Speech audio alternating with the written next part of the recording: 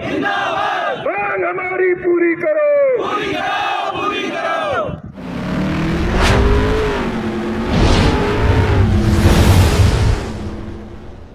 हमारा सर्टिफिकेट जो है वो फर्जी है, वो हमने उसकी कहीं मान्यता नहीं, कहीं हम नौकरी मांगने जाते हैं। जिस टाइम हम फौज में भर्ती होते, जिस टाइम हम IT इंजीनियर बनते, जिस टाइम हम सॉफ्टवेयर इंजीनियर बनते, उस टाइम हमको यहाँ अशोका लीलैंड ने कहा तुमको रोजगार देंगे। और जब हमारे रोजगार सुनहरे जीवन के 4 साल निकल गए तो हमको घर को धक्के निकाल दिया, बेरोजगार कर दिया, क्योंकि कंपनी ने हमें बहुत बुरी तरीके से तोड़ चुकी है। आज भी हम स्थायी जॉब नहीं पा रहे, कहीं बाहर जाते हैं तो हमसे पूछा जाता है कैसा डिप्लोमा है, कैसा तुम्हारा एक्सपीरियंस है। हमें आज भी कहीं जॉब नहीं मिल रही है, तो ये हमारे लिए बहुत शर्म की बात है। इसके लिए हमें आगे लड़ाई लड़नी पड़ेगी और शांत नहीं रहना पड़ेगा।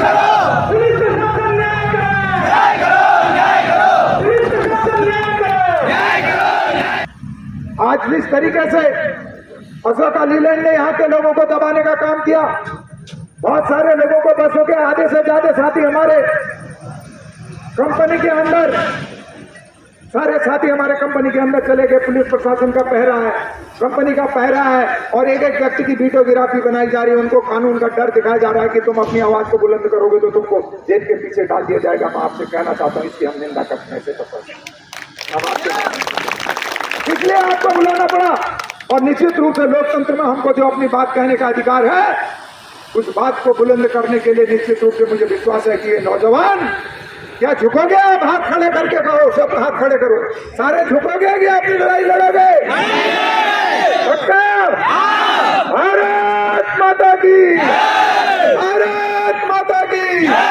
मैं ज्यादा कुछ न कहते हुए यशपाल आर्य जी से कहता हूं, निवेदन करता हूं, प्रार्थना करता हूं, चरण छूता हूं कि या तो पुलिस प्रशासन हमारा 420 का मुकदमा लिखे कि हमारा सर्टिफिकेट जो है वो फर्जी है, वो हमने उसकी कहीं मान्यता नहीं, कहीं हम नौकरी मांगने जाते हैं। जिस टाइम हम फौज में भर्ती होते, जिस टाइम हम IT इंजीनियर बनते, जिस टाइम हम सॉफ्टवेयर इंजीनियर बनते, उस टाइम हमको यहाँ अशोका लीलैंड ने कहा तुमको रोजगार देंगे। और जब हमारे रोजगार सुनहरे जीवन के 4 साल निकल गए तो हमको घर को धक्के निकाल दिया, बेरोजगार कर दिया। इसकी हम इसलिए आपके पास आए, आपके चरणों में आए हैं। और निश्चित रूप से ये जो नौजवान है उत्तराखंड की दशा और दिशा को तय करेंगे। और आप संकल्प लोगे तो यशपाल आर्य जी आपके साथ कदम से कदम मिलाकर आपकी लड़ाई को यहाँ से लेकर दिल्ली से लेकर देहरादून तक लड़ने का काम करेंगे। मैं आप सारे साथी एक हो जाओ। और अब जरूरत पड़ेगी, मैं रौतेला जी खड़े हैं, मैं कहना चाहता हूँ आपके CEO आने वाले हैं यहाँ। आज आने वाले थे, उन्होंने आंदोलन की वजह से आंदोलन को टाल दिया अपना आने का कार्यक्रम। और अगर इनकी मांगों पर अशोका लीलैंड विचार नहीं करता है, जिस दिन CEO आएंगे उस दिन ये सारे लड़के इधर आएंगे और हम उनसे अपनी मांग नारे लगाएंगे। मैं आपसे कहना चाहता हूँ ये उत्तराखंड का ये देवभूमि है, जिसके अंदर हमने उद्यमों की स्थापना पंडित नारायण तिवारी जी ने, यशपाल आर्य जी ने स्टेट की थी, यहाँ के बेरोजगारों को रोजगार मिलेगा। इसलिए मैं ज्यादा कुछ नहीं कहते हुए यशपाल आर्य जी को आमंत्रित करता हूँ, एक बार जोरदार नारा लगाएंगे, भारत माता की, भारत माता की। आदरणीय यशपाल आर्य जी।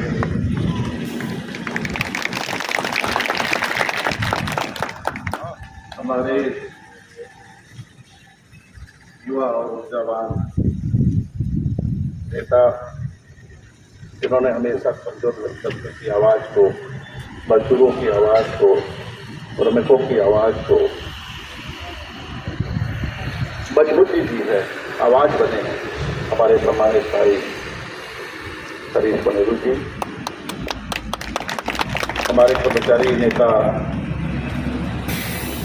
भाई रोहित पांडे जी, हमारे सम्मानित राजेश सकेला जी, विजय बुद्धि जी, और इस जमीन में बैठे हुए अपने हक की लड़ाई लड़ने वाले मेरे सम्मानित भाई और बहन, निश्चित रूप से बहुत ही दुखद है। और इसकी कितनी ही प्रशंसा की जाए, निंदा की जाए, वो कम है। जो मेरी जानकारी में है, जो आप लोगों ने, रोहित पांडे जी ने, पनेरू जी ने बताया, 4 साल के ट्रेनिंग, 4 साल का समय, जो खूबसूरत समय होता है जिंदगी की आदत शुरुआत,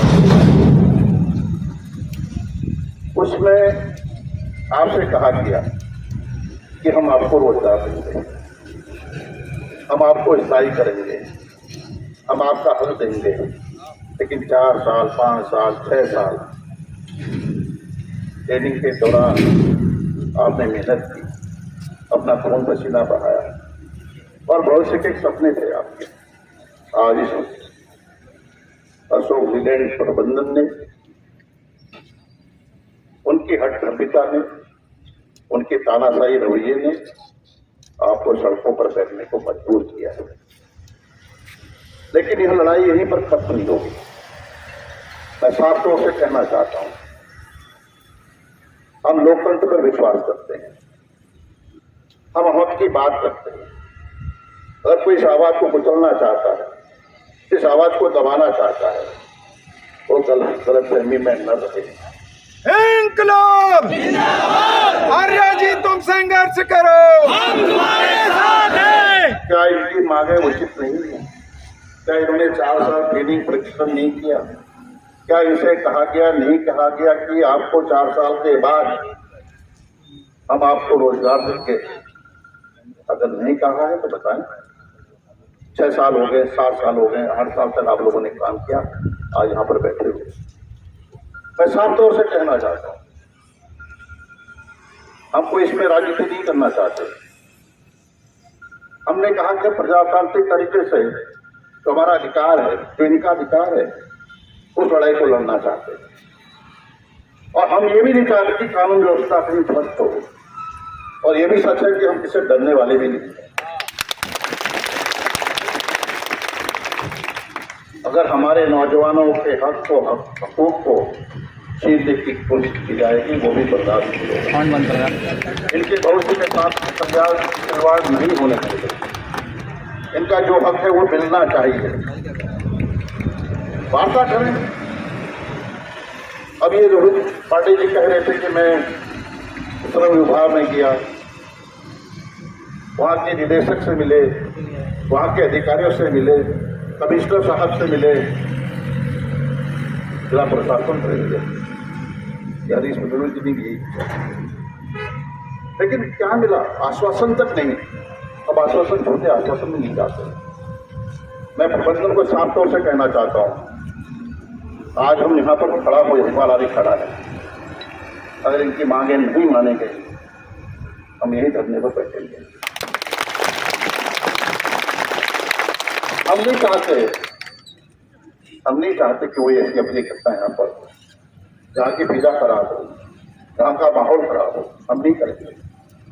लेकिन अगर मांगे, उचित मांगे, जायज मांगे नहीं मानी गई तो हम करने को मजबूर होंगे। तो आज तो शुरुआत है, आज ये शुरुआत है और हम हर लड़ाई को लड़ना चाहते हैं। हम तो ये कह रहे हैं, तो अगर राज्य बना, हम सरकार से नहीं कहना चाहते, शासन की सरकार से, वर्तमान सरकार से ही कहना चाहते हैं।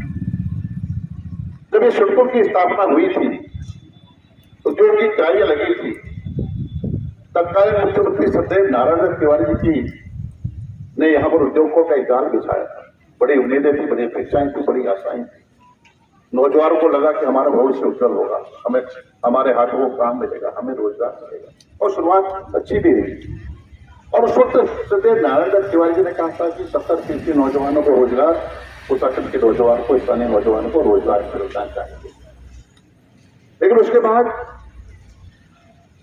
सरकार मुंह दर्शक है। सरकार को मालूम नहीं है क्या हालात हैं आज सिडकुल के। लगातार फैक्ट्रियां बंद हो रही हैं, लगातार कर्मचारियों की छटनी हो रही है, कोई सुनवाई नहीं, कोई सुनने वाला नहीं है, अराजकता का माहौल है। कोई डर नहीं है, कोई भय नहीं है हमारे प्रबंधकों को, फैक्ट्री के मालिकानों को कोई डर नहीं है, क्योंकि कहीं न कहीं उनके ऊपर किसी का हाथ है, बड़े लोगों का हाथ है, सरमाएदारों का हाथ है। लेकिन हम ऐसा नहीं होने देंगे। उन्हें पिछले विधानसभा सत्र में भी यशपाल ने आपके सेवक ने कहा था कि 70% नौजवानों को रोजगार, स्थानीय नौजवानों को रोजगार देना चाहिए। इनके एजेंडे में भी था और हमारे एजेंडे में भी था, हम सरकार नहीं बना पाए। आज कोई स्पष्ट नहीं। मैंने माननीय मुख्यमंत्री साहब को उससे कहा, अनुरोध किया कि आप हाउस में प्रस्ताव लाइए, 70% नौजवानों को रोजगार देने का प्रस्ताव लाइए, हम उसका समर्थन करेंगे। आप कानून बनाइए, आप कानून बनाइए, विधानसभा के सदन में लाइए, आप कानून बनाइए जिससे कि यहाँ के 70% नौजवानों को रोजगार मिले। लेकिन नहीं, आज मुझे बहुत दुख है कि हमारी बहनें, हमारे नौजवान साथी यहाँ पर इस पिछलाती धूप में बैठे हुए और प्रशासन प्रबंधन खामोशी से यहाँ के हालात को देख रहा है। उन्हें लगता है कि ये क्या करते हैं, एक छोटी सी छुट्टी में लोग क्या करते हैं, ये दिशा बदलेंगे और आपको मजबूरन इनके हक पर बुनियादी जो सवाल हैं उनको सुनना पड़ेगा, मानना पड़ेगा। ऐसा मेरे इच्छा है। हम चाहते हैं कि जहाँ का एक डेलीगेशन आप लोगों के बीच का साथी सहयोगों को बुलाए, इसका समाधान करें। अगर ये गलत है तो आप बताएं। आपने कहा था हम 4 साल बाद आपको रोजगार देंगे, काम का नहीं कहा था। वीडियो जो है, सब कुछ है, एग्रीमेंट है, इनके सर्टिफिकेट्स हैं। इन्होंने अपने भविष्य के साथ, इनके भविष्य के साथ खिलवाड़ हम नहीं होने देंगे। मैं करीब प्रतिनिधि रोहित पांडे जी आपको आश्वस्त करना चाहता हूँ और मैं आपसे आश्वस्त करना चाहता हूँ कि इस लड़ाई में फलानी पूरी पार्टी आपके साथ खड़ी दिखाई देगी आने वाले समय में। अब आपके हक हैं, आपके जो भी सवाल हैं उसको हम लोग पूरा करेंगे। ये लड़ाई को अपने हाथ में लेंगे और यकीनन आगे की रूपरेखा, आगे की रणनीति आप बनाइए और हम चाहेंगे कि प्रबंधन तंत्र को अकल आनी चाहिए, समझ आनी चाहिए और रास्ते के दरवाजे खोलें, बातचीत के दरवाजे खोलें जिससे कि इस समस्या का समाधान हो सके, हमारी बहनों को, हमारी युवाओं को रोजगार मिल सके। ऐसी मैं अपेक्षा करता हूँ और मैं आपको आश्वस्त करना चाहता हूँ हरीश चंद्र जी, आपके साथियों को भरोसा दिलाना चाहता हूँ कि हम इस लड़ाई में आपके हक के लिए पूरी ताकत के साथ, पूरी मजबूती के साथ आपके साथ हमेशा खड़े दिखाई देंगे। अगला जो आप कार्यक्रम होगा, जो भी आपका जो रूपरेखा होगी उसको हमें बताइएगा, हम आपकी किस्सा हाजिर होंगे। धन्यवाद। इनकलाब जिंदाबाद। अरे देख से आवाज, इनकलाब, इनकलाब, यशपाल जी संघर्ष करो। इस जिले के अंदर पुलिस प्रशासन, जिला प्रशासन और कानून का राज कायम है। मैं निश्चित रूप से यशपाल आर्या जी के नेतृत्व में, अगर हमारी इस बात का कोई हल नहीं निकलता है तो हम शीघ्र ही एसएसपी कार्यालय में यशपाल जी से मशवरा करके धरना देंगे। आप सबके साथ यशपाल जी भी उस धरने में बैठेंगे और आगे का कार्यक्रम फिर उसके बाद कहाँ लड़ाई लड़ी जाएगी। मैं आप सबको आश्वस्त करता हूँ कि लड़ाई बिगड़ जीते हम घर पे नहीं बैठेंगे। सब तैयार हो? हाथ खड़ा करो। सब तैयार हो? भारत माता की। यशपाल जी से डिस्कशन करके आगे का कार्यक्रम तय करेंगे। धन्यवाद। आज का कार्यक्रम इतना यहीं पर, अब उसकी रोहित पांडे जी आगे कार्रवाई करेंगे। रोहित पांडे।